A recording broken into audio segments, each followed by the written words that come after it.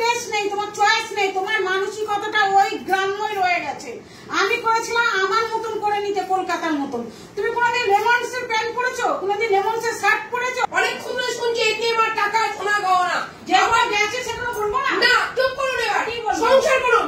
কি বলবো? সংসার যেগুলো আমার গেছে বলবো না? যেগুলো চাইছেন পার্থিব জিনিস চাইছেন আপনি, আসল ব্যক্তি ছাড়া আপনি কি চাইছেন? মানুষ মানুষকে খোঁজে, আপনি গহনা, এটিএম, বাড়ি ঘর, বিল্ডিং কি হবে? কি হবে বলুন না? আপনি একটা আজকে আপনি একটা অপমান করলেন যে গ্রাম, আমি তোমাকে কলকাতা নিয়ে মানুষ করছি, কি ভেবেছেন? কি এটা কি ভেবেছেন আপনি? ওটা বলিনি আমি। আমি বলেছেন আমার বলার ধরনটা হয়তো বলবেন কেন? মুখ দিয়ে আমি বলেছি আমি আমার কলকাতার মতন তোমায় করে নিতে চেয়েছিলাম, যেরকম কলকাতার মানুষরা ঘুরে ফেরে ভালো জামা কাপড় তাহলে গ্রাম্য কথাটা বলবেন না। যখন আমি এখানে এসেছি আমি বলেছি আমার সোনার জিনিস দাও। আমি যখন এসেছি তখন উনি বিরক্ত হয়েছে, কেন এসছো আবার তুমি এখানে? আমাকে দাঁত মুখ খিচিয়েছে, ওখানে বিরক্ত হয়েছে। আমি বলেছি কেন, আমি এসেছি তাতে কি হয়েছে? তুমি তো ডেকেছিলে আমাকে বিয়ে বাড়ি, তো ঠিক আছে বিয়ে বাড়ি নিয়ে যাওনি, বৌভা তো নিয়ে যাওনি, আমি এসেছি, আমার জিনিসগুলো তো আছে, আমি নিতে এসেছি। উনি সঙ্গে সঙ্গে আমাকে দুটো বালা বার করে দিলেন, হাতে চুল দুটো আমার বার করে দিলেন। ওনার চেনটা যেহেতু সবসময় পরে থাকি, আপনি বলেন এগুলো পরে আসবেন না, উনি যখন তখন চাইলে যখন তখন আমার খুলে দেওয়ার সহজ আছে। কারণ ওনার আমি একটা পায়ের তোড়া পর্যন্ত ওনার দেওয়া পড়িনি। আমি কেসটা তুলে দেবো বলেছিলাম, তুলে দেবে এই কথা বলেছিল, কিন্তু তার পরিপ্রেক্ষিতে তোমার দাদাকে বলো ওই সোনার জিনিসগুলো কি কি আছে সেইগুলো যেন আমাকে দিয়ে দেয়, দিয়ে দিলে পরে আমি তোমাদের কেসটা তুলে দেবো, এই কথা হয়েছে। এবং তারপরে তার পরবর্তীকালে যা করার উনি করেছেন। সেখানে তো আমরা 4 জন ভিকটিম। তাহলে এই যে ভিকটিম করেছো, অন্যায় ভাবে করেছো না সঠিক ভাবে করেছো? এইটা নিজের মাইন্ড থেকে নিজে বলো। সঠিকভাবে করেছি। সঠিকভাবে কি কোনটা সঠিক আছে? সব সঠিক আছে। কোনটা সঠিক আছে তুমি সেটা বলো।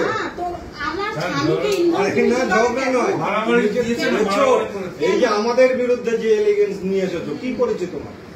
ইন্ধন জোগাচ্ছ কেন? আর কোথায় ইন্ধন জোগাচ্ছ? ও ভাই থাকে ভাইয়ের মতো, আমি থাকি আলাদা, আমি আলাদা থাকি, ওইখানে আলাদা থাকি। লোক দেখানো না, ওইটা আমাকে ডেকে বলছে কানে দুল কিনে দেবো বলে, কোর্টে ডেকে বলছে কেসটা তোলো হঠাৎ করে। আমি জানি আপনার স্বামীর কেস আপনি তার আগে থেকে তুলবো বলেছিলেন। আমি এবার লজিকে আসবো। আপনি প্রথমেই বলেছেন তুলবো কেস, তারপরেও যদি স্বামী যদি কেসটা তোলার জন্য আপনাকে নিয়ে গিয়ে যেয়ে থাকে, এমন কিছু অপরাধ জন্য কোনো কাজ করেনি। না না, ব্যাপারটা হচ্ছে কি বলুন তো, সবাই মানে এখানে যেটা দেখছি আপনি প্রি প্ল্যান করছেন, একদম কিছু মাইন্ড করবেন না। আমি সব সত্য কথা বলি, টোট প্রচন্ড কাটা। প্রি প্ল্যান করছেন, উনিও লাস্টে প্রি প্ল্যান করছেন। আপনারও উকিল বাবু আপনাকে মগজটা ধরাই করছে, ওনারও উকিল বাবু আছেন, ওনাকে বলছেন সাপোজ এটা তো করবেন, কারণ আপনিও উকিল বাবু পয়সা দিয়ে রাখছেন, উনিও উকিল বাবু পয়সা দিয়ে রাখছেন। আমার প্ল্যানিং এর তো কিছু নেই। প্ল্যানিংটা কখন হয়? উকিল বাবু যেভাবে বলছে আপনি তো সেভাবে শুনছেন, এইটাকে বলছে প্ল্যানিং। উনি বলেছিলেন যে কেসটা তুলে নেবো, তুমি চলো, স্বাভাবিক ভাবে জানুয়ারি মাসে এটা বলেছিলেন। ফেব্রুয়ারি মাসে এটা হয়েছে। আমি বলছি উনি অনেকবার আপনি বলেছেন কেসটা তুলে নেবো, ওনাকেও বলেছেন, আপনি নিজেই ওনার সামনে একবার ওনাকে স্বামীকে অনেকবার বলেছেন।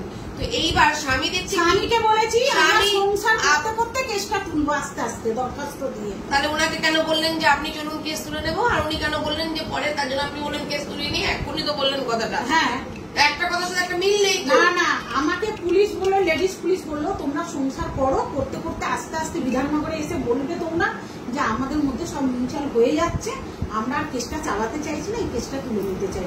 সেটা আমি আমার হাজবেন্ডকে বলেছি, আর কেসটা তোলার জন্যই আমি এনাকে সেদিনকে বলেছি যে একদিন তোমরা চলো কেসটা তুলে দেবে। ঠিক আছে, আমি বলেছি এখানে সংসার করতে আমি এসেছি বলে তুমি এটা ভেবো না, যেটা বলবে সেটা মানতে হবে। প্রতি বৈশাখে পুজো সময় হবে না হবে না হবে, অন ক্যামেরায় বলছি, মিথ্যেকে প্রশ্রয় আমি দেব না।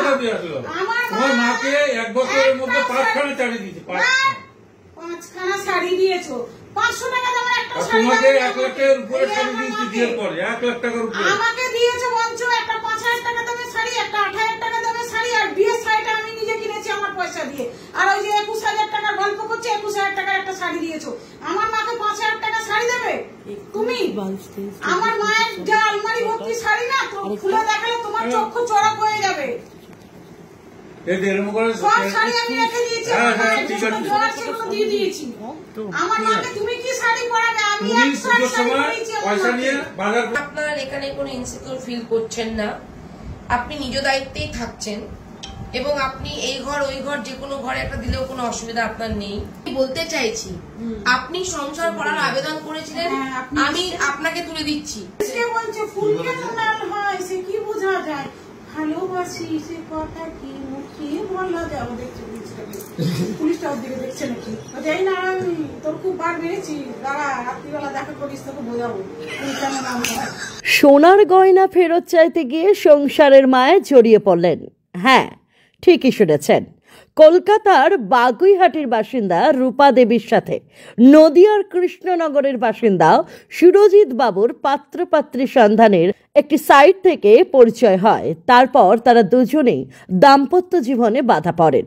স্বামীর অবশ্য এটি দ্বিতীয় বিয়ে। প্রথম পক্ষের স্ত্রী মারা যান, তারপর তিনি দ্বিতীয় বিয়ে করেন। কিন্তু হাতে গোনা কয়েকদিন সংসার করতে না করতেই ওই দম্পতির মধ্যে অশান্তির সৃষ্টি হয়। সংসারের থেকে মুখ ফিরিয়ে নেন স্ত্রী এবং স্বামী সহ শ্বশুরবাড়ির পরিবারের 3 সদস্যকে কিছু মিথ্যে মামলায় জড়িয়ে দেন বলে জানা যাচ্ছে।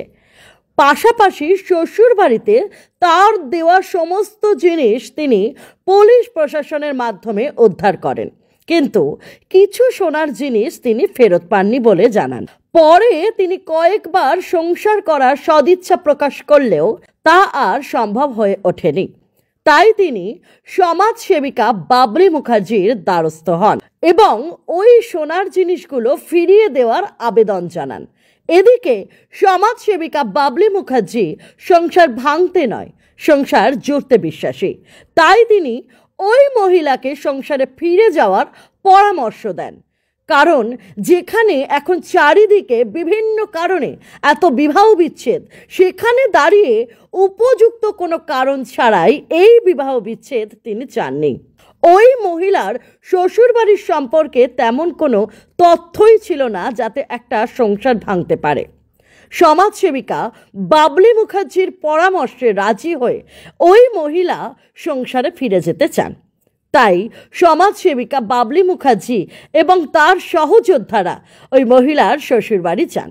সেখানে ভাঙা সংসার যাতে জোড়া লাগে তার কারণে 8 ঘন্টা সময় ধরে মহিলার স্বামী সহ শ্বশুরবাড়ির সদস্যদের সঙ্গে একটি ঘরোয়া আলোচনা সারেন এবং সেই কাজে তিনি আবারও সাফল্য অর্জন করেন। অবশেষে ওই মহিলা তার স্বামীর ঘরে ফেরেন এবং সূত্রের খবর আজ নিয়ে 3 দিন ওই দম্পতি বেশ সুখেই সংসার করছেন।